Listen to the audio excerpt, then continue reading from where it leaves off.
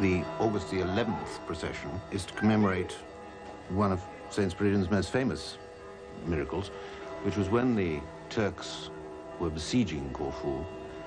He was seen to come down out of the sky with a host of angels and besiege the Turkish camp. And just at that moment, a tempest blew up and completely wrecked their camp. And so the Corfiots then managed to counterattack and drive the Turks off. And this is one of St. Spiridian's most famous miracles.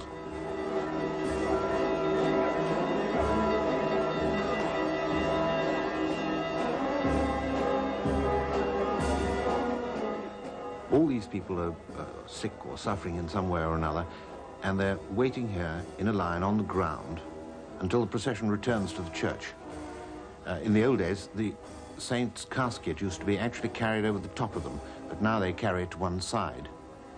And in this way, these people hope that the saint will answer their prayers and be cured.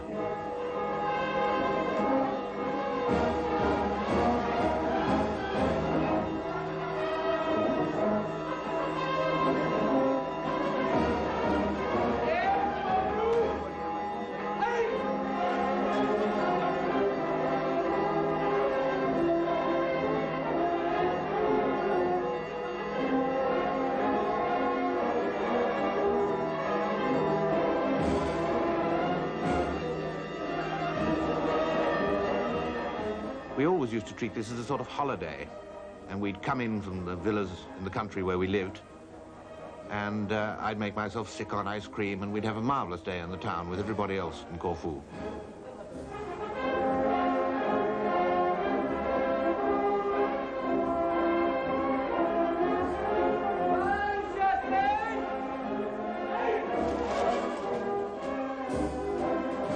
Now, when I was a boy, you used to be able to actually see the saint's face. But I think perhaps he's not weathering very well now, because I see they've covered it up with a veil. But I think perhaps he's not weathering very well now, because I see they've covered it up with a veil. The origination of the Corfu bands is very interesting. When the British occupied the island, and they had a garrison, of course, in the fort, and they had a band. And so, out of politesse, every time they had the saint's procession, the British used to allow the band to march in the procession and play tunes and so on. Then they got a new governor of Corfu, who was rather a stickler for protocol, and he informed dear old Queen Victoria that this was taking place, and he didn't think it was a very good thing because it wasn't the same religion as Great Britain. And so they forbade the band to play in the procession, whereupon the Corfiots got so indignant that they clubbed together and bought their own instruments and formed their own band.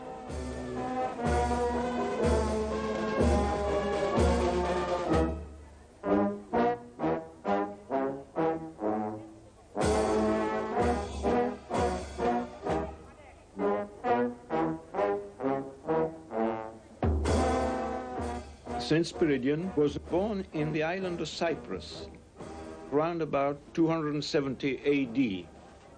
He died at the age of about 80.